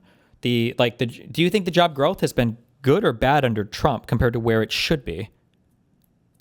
It should be no. If we remove the tariffs, if we stop spending as much, if we reduced all these things, it could definitely get better. Okay, and Trump failed on Donald Trump all has of been these weak measures. on these issues, on the economic issues, because he hasn't been sufficiently capitalist. He spent too much money. He's been too regulatory. He's been too high tax on tariffs. Absolutely, these are problems. Sure. So if we say that if we got rid of the tariffs and then we got rid of the Trump tax cuts, the government would be making more money, but we also wouldn't be creating the crazy distortionary effects from the tariffs. Our trade relations with the rest of the world wouldn't be ruined. I just don't know how Harris just wouldn't be default better here, just easily, compared to Donald Trump here. It seems like every step Donald Trump has taken economically has put us in a weirder and weirder world where Trump is like buying shares of companies as part of the U.S. government. Yeah, that's terrible. Or You won't see me we've defend got that like ever. random tariffs that are so random now that in unprecedented manners, there have been 2 papers now published. The last one I read was on the NPR showing that like generally we expect tariffs to pass on, I think about 50-50 to consumers. These are like 93% passed on to the consumers because exporters aren't even changing their prices now. We've seen arguably a 5 to 10% reduction in the USD against other currencies. Like we're fully it's not good for no reason too. All of this pain is self-inflicted. Like none of this was happening under Biden. I don't know why it would have happened under Harris. She wouldn't have done all the tariffs. She wouldn't have attacked all of our allies. She wouldn't have undermined our trade relationships with everybody around the world. There'd be no war spending or at least not the one we're in with Iran and our enemies with South America. Like so much of this is bad stuff. I just don't see Harris would have done any of this. Yeah, I mean, again, like I'm saying, she's part of the same uniparty war party. She's from the same background as Joe Biden, Uniparty war party Barack that Obama. didn't go to war with Iran. Yeah, but did handle the Gaza war terribly, handled Afghanistan terribly, spent a huge amount of money in Ukraine. First of all, Ukraine was defending itself, number one, and it's a worthwhile investment, but that's another thing. But they were defending themselves, number one. Number two, I mean, Gaza and Israel is Gaza and Israel. It's not like we could say don't do anything or stop Hamas or whatever. And then the Afghanistan pullout, Biden stuck to, for better or for worse, he stuck to Trump's timeline on pulling out. Do you think Biden should have stayed in Afghanistan? I do not think he should have pulled out the way he did. No, I think he probably should have stayed at least sufficiently to ensure that we were not going to hand over how many billions of dollars of So you think that Biden machinery. should have reneged on the deal that Trump negotiated with the Taliban? He should have gone back on it and torn it up. I think he should not have pulled out that quickly without previously ensuring that we were safe in Afghanistan. Yeah, but like, so you should have taken longer, or I think he should have prepared longer, or prepared better. You don't even have to prepare longer. You just have to prepare better. Like it's like to get all of this machinery out is not actually that difficult. Wait, you can't just take all the machinery. This is a government's military that you helped build up. You can't just steal all their shit from them now when you've told them that you're setting them up to be a government to resist the Taliban and just bounce. Like the idea was supposed to leave. Absolutely can. The Taliban if we're handing the government over to the Taliban anyway. We're not supposed to be handing it over to them. We were supposed to be leaving for a strong Afghanistan government to remain there to be able to fight against the Taliban. That was the goal. That was the idea. Otherwise, it's just 20 years of quagmire in Afghanistan for literally no reason. It was like that, and that's what happened. It was complete and total. Right. So you have to decide either that you are going to pull out completely, in which case you have to remove your machinery as well and allow the Taliban to return. Correct. Which, by the way, the people that we were working with over there, they were the guys with the Bazi Bachi boys who were mass sexually assaulting 12, 11 to 14-year-old boys. So it's not even immediately obvious that the people we replaced them with were that much better. Or at least many of the people who replaced them with were that much better. But I don't even know. I mean, if that was true, why didn't Trump hire more of these guys at Mar-a-Lago like he had for Epstein, drafting girls away from his massage parlors? Just kidding. What I mean, like, we can argue whether or not this is a good or bad deal. Or no, we're not arguing that. It was a bad deal. But like, here's a question. If Trump would have remained president, do you think he would have pulled out on his timeline? Or do you think Trump strategically negotiated that timeline to be into the next presidency so he didn't have to deal with it? I'm actually not sure what Trump was doing on that Okay, idea. well, let's look to other things that Trump has negotiated with. That TikTok ban was a thing that he was real excited about for a bit, and then the can got kicked down the road on that, and then when he came back into office, he saw that TikTok was good for him, and he canceled that completely, and now TikTok is still here. Even though we got literally an explicit Supreme Court ruling saying that we could kill TikTok, Trump's like, actually, I changed my mind on that law that Congress passed that I was asking for specifically, and I'm going to keep it around. So I mean, for sure, Donald Trump's policies have been, I love and hate everything, and all his fans are, well, like half the things this guy is saying. Like, yeah, I mean, Trump is a bullshitter, and he's going to say one thing and mean a different thing. Okay, I don't think it would have. Every politician has always been like that. Trump does it more and worse. Trump lies more than any other politician. Trump is on a whole other level Trump of is just just lying. a terrible liar, and he gets caught in both lies. Like, oh, the number of people at my inauguration was more than ever before, and all these like nonsense, like loser lies. He tells the kind of big thing Donald lies Trump too, does. though. No, like, I really won the 2020 election, or Iran is about to attack us, so we've got to go blow up all their nuclear stuff. Or Tren de Aragua is infiltrating the United States in such a desperate manner that we need to depose the leader of Venezuela. Or the borders between Canada and the United States are arbitrary, so we can invade Greenland and take it over. Or Putin and I just negotiated an amazing deal, and they're going to stop attacking Ukraine tomorrow. And oh my God, I can't believe they just attacked them again. I can't even believe it. Or, I mean, like, what do you mean? There's a million things. These are all lies that Trump says. Or that fentanyl proliferation into the United States is such a threat from the northern border that we have to declare a state of emergency from Canada. Or that we have to deport Venezuelans for the United States using War Powers Acts because we're saying that Venezuela is also at war with us and they're invading our country. What are some Biden lies that are on tier with these lies? I mean, how about behind closed doors, he's sharp as a tack? Compared to Donald Trump, Biden seems like he was Einstein. No, what? Can you give me What are you talking about? We can revisit that. Donald I'm Trump talking about the decisions long speech. Joe Biden wouldn't show up for a press conference. Joe Biden showed up for plenty of press conferences, number one. Number two, Donald Trump can't give any speeches. He rambles off the same three. I can write a Donald Trump speech. The United States is hotter than it's ever been. This is a dead country, and now it's the hottest it's ever been. We've got $17 trillion of investments, and this was a dead country. And he's the same, it's like slogans. It's some of the most empty speech. I'm curious. In the last 6 or 7 years, can you think of a single insightful thing that Donald Trump has ever said about domestic policy, about foreign policy, about literally fucking anything? No, I don't think Donald Trump knows his policy very well. I mean, he was the guy who said he has concepts of a plan for his healthcare plan. Yeah, but his healthcare plan is so much better than the Democratic plan of trying to continue to subsidize Obamacare and just pump an infinite amount of money into everything, like Kamala Harris, who wanted to give healthcare free to illegal immigrants. And so Donald Trump's concepts of a plan where he just defaults to his Republican advisors who actually have the real plans, illegal immigrants someone like Scott Bessent and other people. Sure, it's Bessent's retarded. So illegal immigrants can't get health care, so I don't know what that means. They're not going to get Kamala Harris wanted to give them health care. No, you can't. That's not even possible. She wanted to give them free state-funded health care. No, first of all, state-funded through Medicare or Medicaid wouldn't even. No, this was never going to happen. Her Medicare plan. No. She raised her hand on that stage. We saw it. It was on camera. No. I'm pretty sure this had to do with whether or not they were entitled to emergency health care at a hospital. Not do they get insurance provided by the United States government. Okay, number one. Number two. What is so? You know what? Actually, before we look at other lies, I'm curious on the Biden thing. Can you give me, besides Biden sucking in that one debate, what is an example? Can you give me cash this out an actual policy thing that happened? What is an example of Biden being senile, of evidence of Biden senility? I mean, every single time we ever heard him talk. Give me one example. What's the thing that he said that was so wrong and so hard? No, I think that really hard. No, those don't exist because he barely talked. He stayed behind. Maybe Trump could learn from that. His basement, maybe Trump should not talk as much. Maybe we'd be doing a lot better. No, I actually agree. I think it'd be better if Trump talked less. Okay, in terms of who speaks substantively about anything, right? Did you ever see Biden? So when Trump signs executive orders, it seems like he doesn't even know what they're about. Somebody hands it to them, they explain what it is, and then he signs it, clearly having never read it before. It's not even obvious Biden was signing all of his own executive orders with the auto pen stuff. But we can, first of all, they dropped the auto pen investigation. You admit that was a total lie made up by the Trump administration, right? The investigation, yeah, everything that Trump has tried to investigate has gone poorly. It's been a disaster. It was a lie told. There was no evidence for any auto penning. That was a lie. There was no evidence for any auto penning because we can watch Biden sign some of the executive orders on stage after he gives a speech about what they are and why they're important to him. Trump just has things explained to him and then handed to him. So in that evidence, I would say it seems like Trump is more senile than Biden is when it comes to executive orders because Trump doesn't even know what he's signing.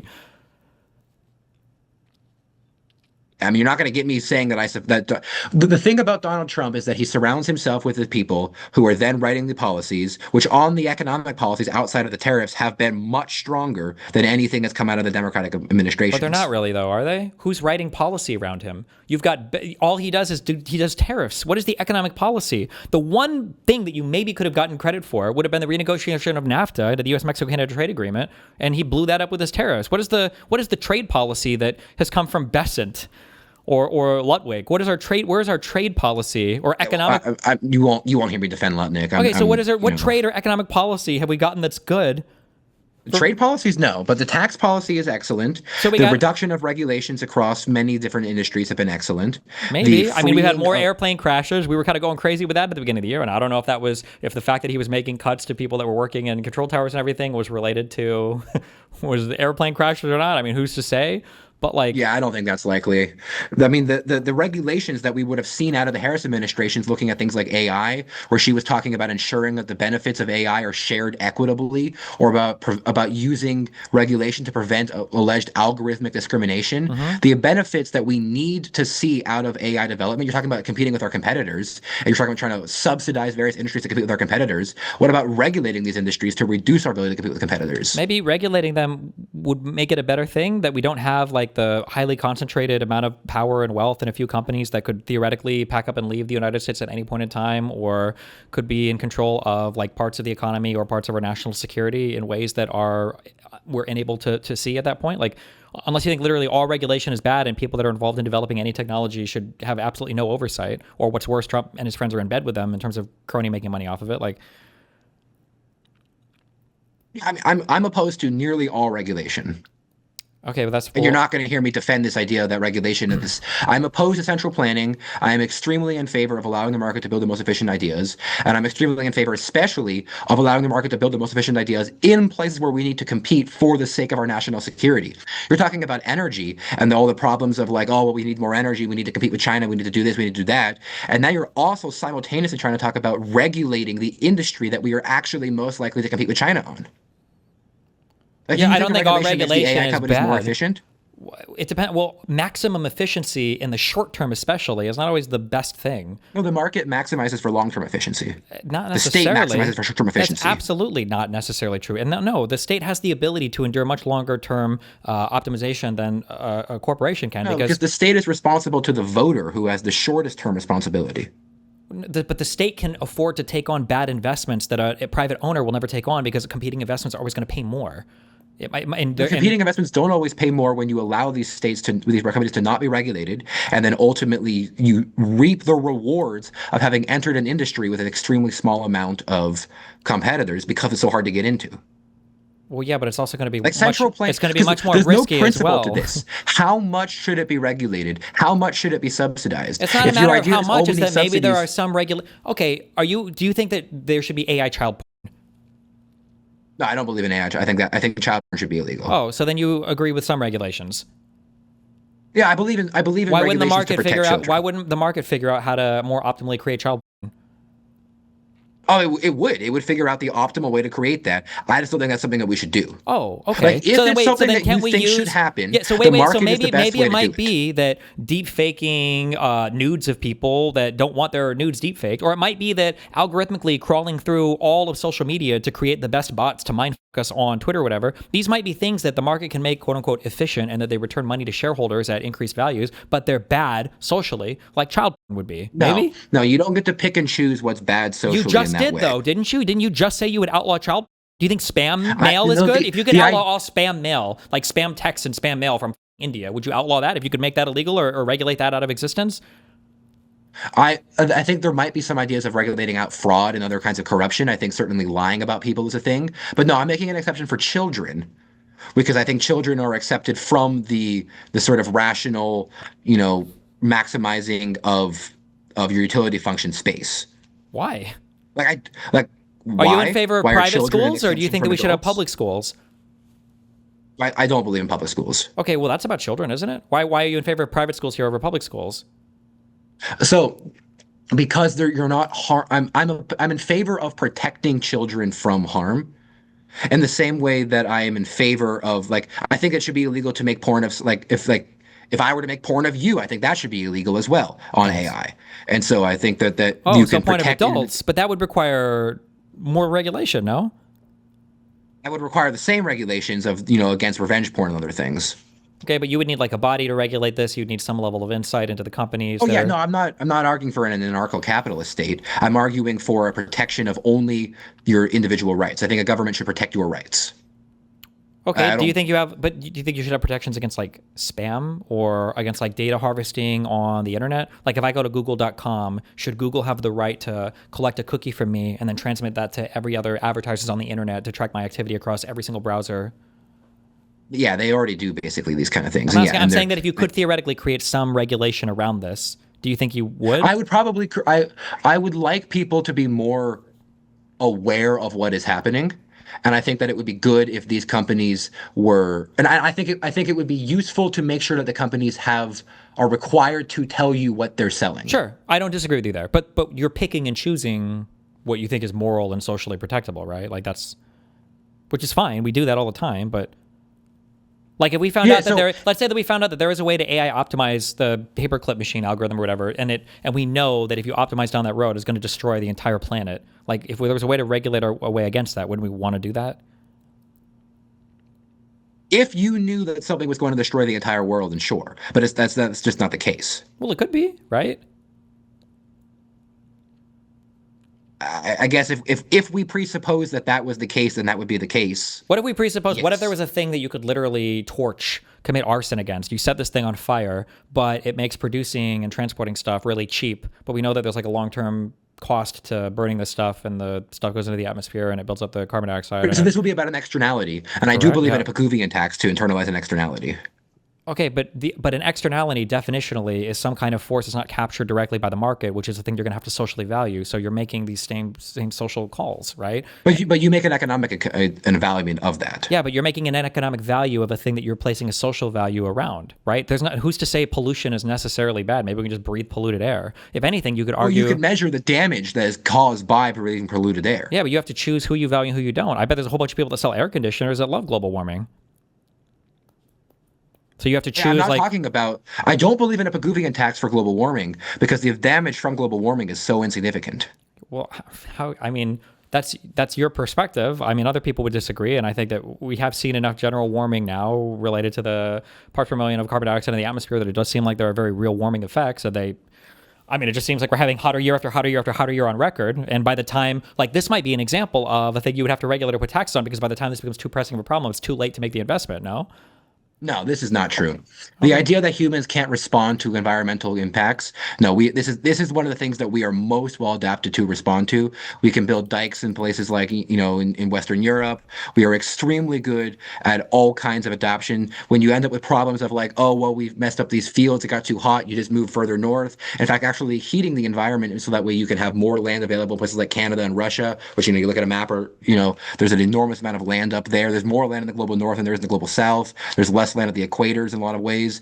The idea that these effects are actually negative is not immediately obvious. It's also not immediately obvious that we're causing these impacts. We do know that right now we have an ecosystem set up with markets and food delivery and everything else that we seem to be able to support everybody on the planet. We don't know if that would be the case necessarily if the climate warms. And just because you're good at adapting doesn't mean that where you're at after the adaptation is better than where you were before. We have artificial hearts now. We can put somebody on bypass, but it's better to have your heart and your regulation that doesn't make it worse. Look at the smog in California from the 90s to today. The city is producing way more energy and everything else. It's got more people living in it, and it's a much more breathable, livable city. Compare that to how like Shanghai or Beijing or whatever look. You've got like smog alerts every single day. You can barely see in front of your face.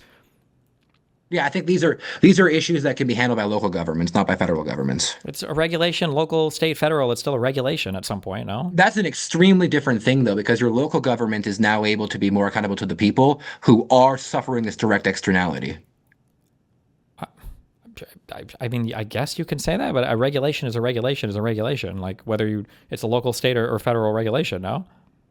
No, but so my principle against regulation is against the idea of people using power to enforce other people to do things. But the more localized you get to that, the more the people who are actually making these decisions are the ones involved in the decisions. Sure, but theoretically, the less efficient those decisions could be. There's going to be some efficiencies potentially gained by being more local, but if you're going to have to duplicate this bureaucratic infrastructure throughout every single municipality, like theoretically it could become less efficient as well, right? There might be lessons learned. No, that's always more efficient. It's not, no way. What do you mean it's always more efficient? If that was the case, then there would be no large corporations ever. There would be no Walmart. It would just be local stores in every single city across the entire planet. No, the incentives to run a business and to run a government are not the same.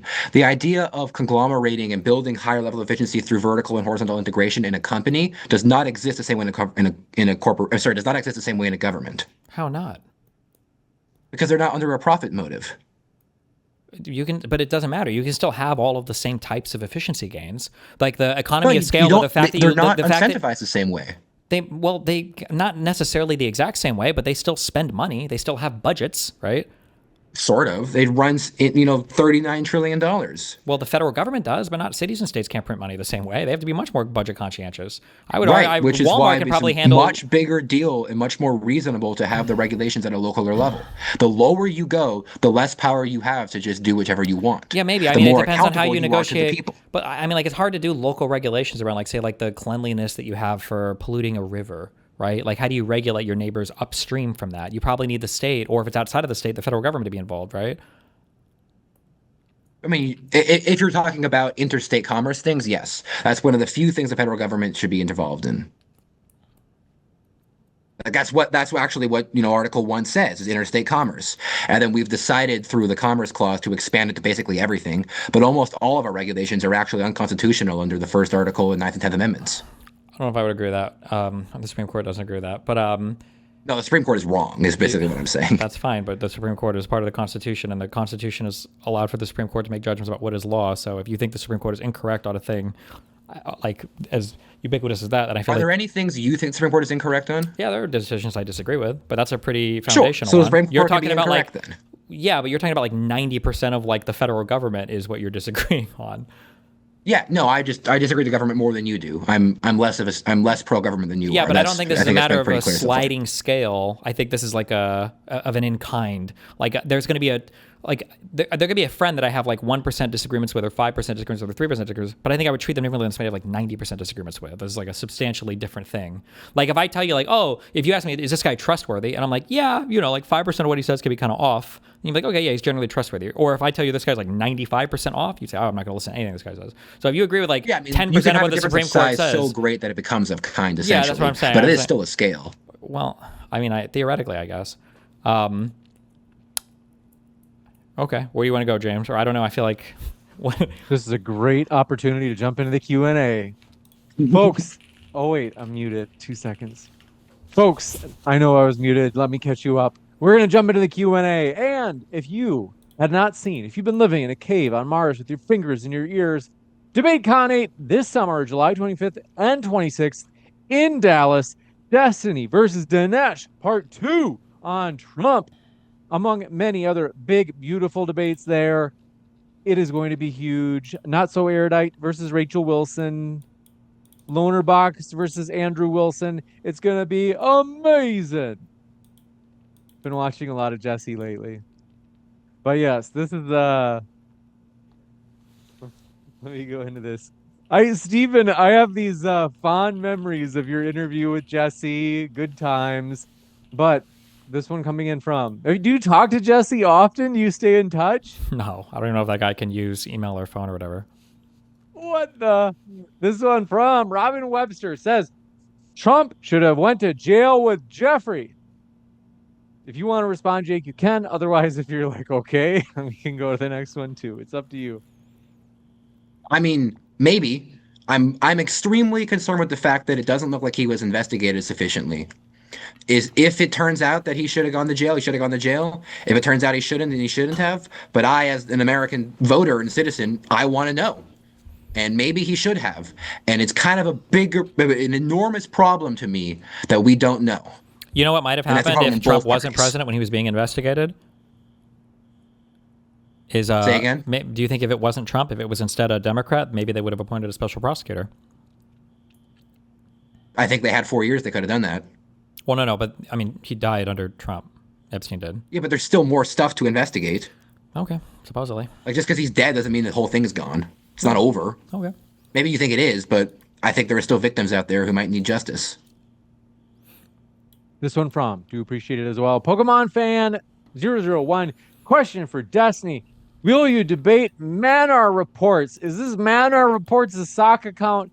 He's considered the king of debates. He's already destroyed tomfoolery, Not So Erudite, IRI, Parker, and even Andrew Wilson and Rob Noir in a 1 versus 1 debate. I'll think about it, okay? Rudy Mendoza says, Destiny, thoughts on why Andrew Wilson would debate Owen Schroyer on the success of Trump's presidency and not debate the topic with you instead? He's probably taking an anti-Trump position, is my guess. What if you guys have do you have thoughts of debating Andrew on that very topic, Stephen? Andrew won't debate me on anything related to Trump on the substance. It'll just be on definitions. Robin Webster says Destiny cooking W. Rudy Mendoza says, does Wilson have a definition for insurrection yet? RuneScape fan says, when will we see the Destiny RuneScape arc? I want to see Destiny attempt an Infernal Cape, and an Autoblock Destiny collab would be huge. Oh, we'll see. Who's Autoblock? I have no idea, so probably not.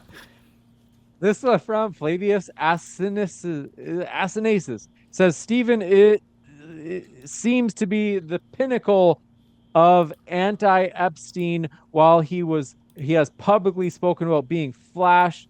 Okay. Allegedly talked about being flashed by an 8-year-old and laughed about the incident on stream. So Destiny, why should we trust your side? Yeah, it sounds like you shouldn't. It's not good. This one from Taco Facefart. MAGA has no feet pick game. Viking Crusader says, all jokes aside and off topic, Destiny, why does your jaw move like that? Stephen, they want to know why your jaw has a particular move or rhythm. It's because I'm streaming so many hours in the day. I've got to do lines of coke when I'm like 6 or 7 hours in, and it's just a side effect of it, you know? Wow. Let me just check for any last questions. You have a beautiful jaw movement. This one from Ingarten Stan 420 says, Destiny, would you debate Dave if he is willing? Who's Dave? I have no idea. Is this some sort of... Oh, okay. Six Dutch says, what is the biggest conspiracy Jake believes in, largest in scale? Epstein. Wow. Stephen, do you have thoughts on Epstein? Do you think that he really did die? I think everything that's been investigated, this has been my position for a long time. I don't think there's going to be anything huge or anything new that comes out of it, but everybody hates that take of mine, but I mean, so far, nothing's happened, but I guess we'll see. Who knows? Okay. Who do you think is going to be the 2020, or that would be the 2030 nominee, right? No, that's got to be 2028 nominee for the Democratic Party. Stephen, are there any front runners?